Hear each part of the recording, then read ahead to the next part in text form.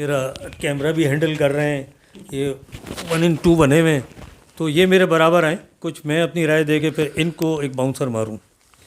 دیکھیں افضل بھائی, آپ نے جو ایک بات بہت اچھی کی ISI والی, ہر ملک میں یہ ہوتا ہے. ہمارے ملک میں ISI کا کارنامہ تھا ضیاء دور میں.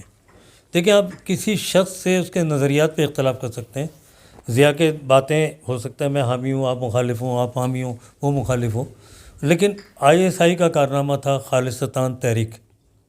عین وقت پہ ضیاء اللہ صاحب کو منظر سے ہٹایا گیا.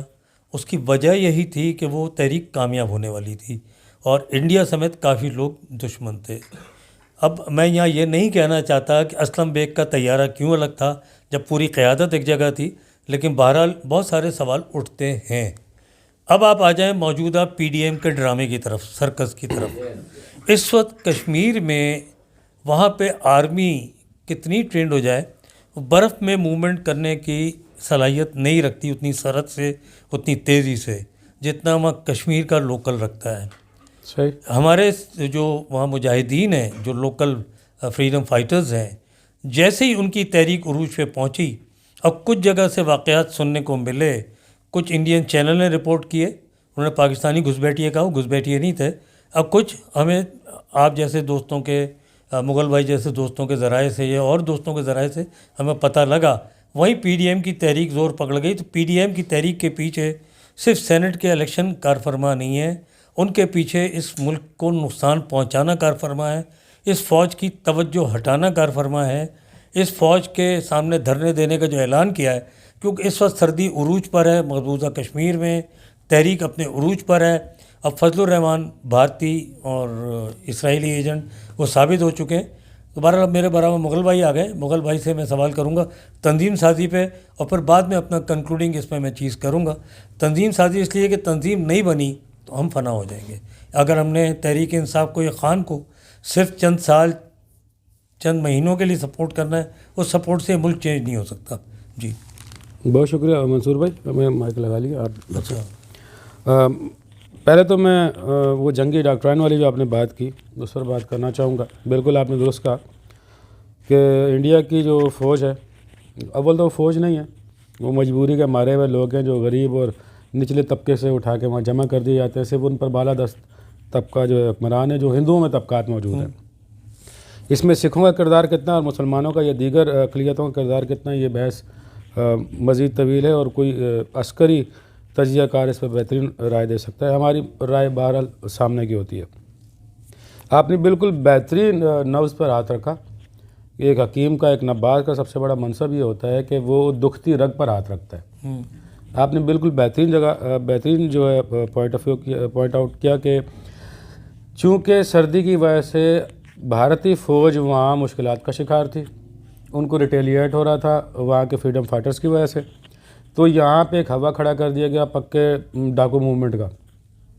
وہ 11 جماعتیں, 11 12 یا 15 20 یا ان کے سلیپر سیل جتنے موجود ہیں, وہ سارے جو ہے کاٹ کباڑ جمع کر کے ایک جگہ ایک پارٹی بنا دی گئی, ایک دھڑا بنا دیا گیا, جنہوں نے پاکستانی میڈیا کا اور انٹرنیشنل میڈیا میں بھی اپنی جگہ بنانے کی کوشش کی, ہائپ کریٹ کی, تاکہ اس کی وجہ سے کشمیر میں جو بھارتی فوجوں کی جو نقصان ہو رہا ہے, جو ان کی موومنٹ بالکل زیرو ہو رہی ہے, ان کا مورل ڈاؤن ہو رہا ہے, اس کی طرف سے توجہ ہٹائی جائے.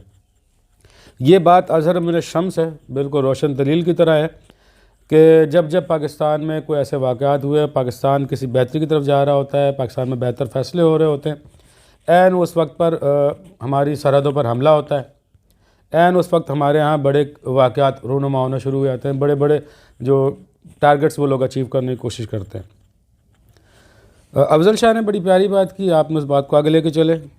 پاکستان میں اگر کوئی تحریک ہے تو وہ واقعی اس کا نام ISI ہی ہے یا اس کے دیگر شعبے موجود ہیں جو پاکستان کی تحریک آزادی کو لے کے آج تک چل رہے ہیں, اور انشاءاللہ یہ تحریک آزادی غزوہ ہند تک اور ہندوستان کی تقسیم تک, منقسم ہندوستان تقسیم تک انشاءاللہ یہ چلتی رہے گی.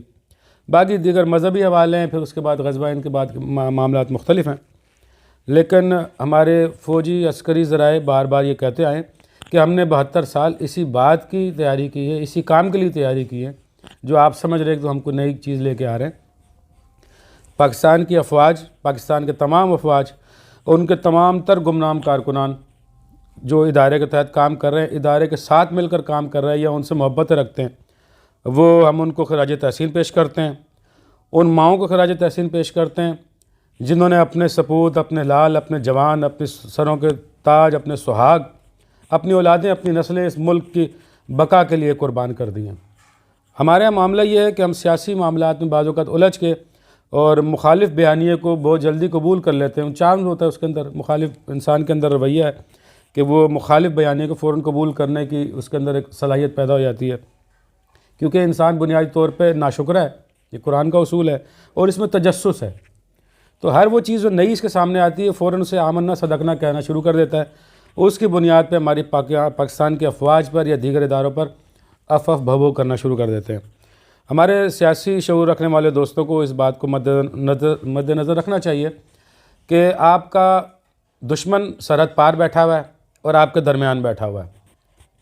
وہ آپ کو بعض اوقات چوکیدار کہہ کے آپ کے محافظوں سے الجھا رہا ہوتا ہے، بعض اوقات ان کو 80% بجٹ کھانے والا کہہ کے آپ سے الجھا رہا ہوتا ہے، بعض اوقات آپ ان کو وہ حامد میر کی چیلوں کی شکل میں بیٹھے ہوتے ہیں، بعض اوقات وہ آپ کو مسنگ پرسن کے نام سے گمراہ کر رہا ہوتا ہے، ورغلا رہا ہوتا ہے.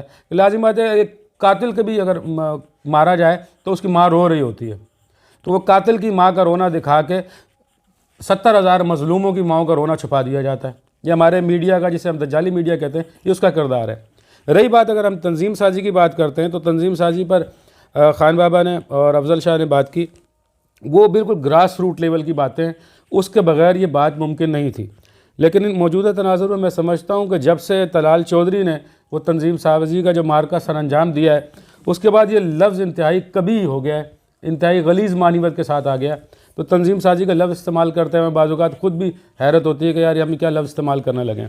کچھ لفظ اس طرح بہرحال ان کی نیگیٹیوٹی ہم پر مسلط ہو جاتی ہے کہ ہم اس سے بچ نہیں سکتے. اب تحریک کی بات کرتے ہیں تو میرا نہیں خیال کہ آنے والے کم از کم 5 سالوں میں بھی پی ٹی آئی گراؤنڈ پر کراچی میں، سندھ میں اور اوورال بات کرتے ہیں پورے پاکستان میں اپنے تنظیمی ڈھانچے کو کسی طرح فعال کر سکے اور مکمل کر سکے.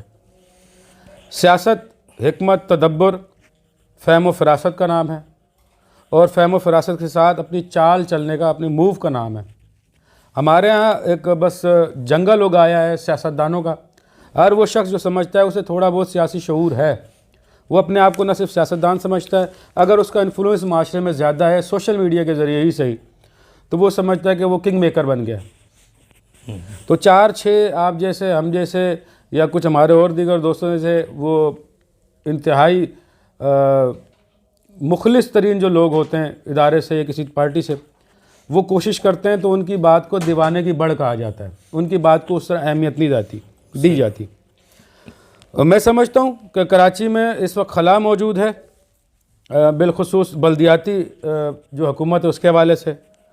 تو یہ ہمیں آپ نے یہ بات کی نا کہ 5 سال تک گراس روٹ، آپ کو بلدیاتی انتخاب تیاری، جب تک گراس روٹ پہ آپ کا تنظیم سازی نہیں موجود، آپ بلدیاتی انتخاب بالکل درست بات، بالکل درست بات.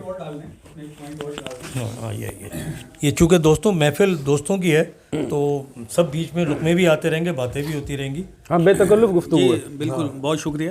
اس میں یہ اتنی خوبصورت باتیں ہوئیں. پہلے طویل بات ہمارے افضل شاہ صاحب نے کی، پھر مغل بھائی نے بالکل بریفلی ساری چیزیں کھول کر کے بیان کی، جو کہ بہرحال میں تو یہ کہوں گا کہ تنظیمی لحاظ سے ان کے لیے بھی بڑا خطرہ آگے آنے والے دنوں میں ہوگا، جس طریقے سے یہ کہہ رہے ہیں کھل کے. اصل میں کچھ یہ جو تحریکی اسٹرکچر کی جو بات ہو رہی ہے نا، یہ ڈپینڈ کرتا ہے کچھ لیڈر کے کیا کہنا چاہیے اس کو، نیچر پہ، اپنے نیچر کے اوپر بھی. خان صاحب کا مزاج ایسا ہے، کھلے ڈلے مزاج کے آدمی ہیں، ہر کسی پہ ٹرسٹ کرنے والے آدمی ہیں. وہ ان کے مزاج اور ان کے نیچر کو دیکھتے ہوئے نیچے والے جو ہے وہ ان کے مزاج سے فائدہ اٹھاتے ہیں اور اپنی من پسند بس چیزیں ہوتی چلی جا رہی ہیں. ان کا مزاج ایسا نہیں ہے جیسا ہمارے ہاں پرانا سیاسی لیڈروں کا ایک تھا کہ جی جابرانہ اور آمرانہ قسم کا، کہ جی جو کہہ دیا بس وہی ہونا ہے، فلاں کو بٹھا دو، فلاں کو اٹھا دو، فلاں. وہ اس قسم کے معاملات میں چونکہ براہ راست انٹرفیئر نہیں کرتے اور فری ہینڈ دے دیا ہے نیچے، تو فری ہینڈ نیچے دے دیا تو چونکہ سیاسی لوگ ہیں وہ سیاسی ایک طریقہ کار سے چلتے ہیں. اور جو ابھی انہوں نے بات کی کہ آنے والے 5-10 سال تک कोई उम्मीद नहीं है स्ट्रक्चर बनने की, तो बलदियाती इलेक्शंस या बलदियाती मार्का जब आएगा तो अगर ये स्ट्रक्चर नहीं होगा तो इसमें बड़ी प्रॉब्लम होगी। बिल्कुल ऐसे ही।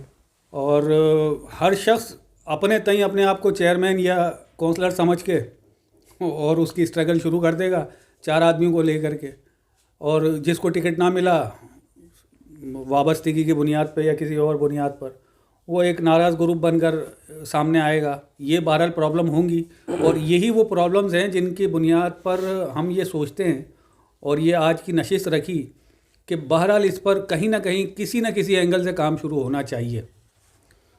और इसमें मज़ीद जो है वो मंसूर भाई ऐड करेंगे जो भी चाहे मुनासिब। मंसूर भाई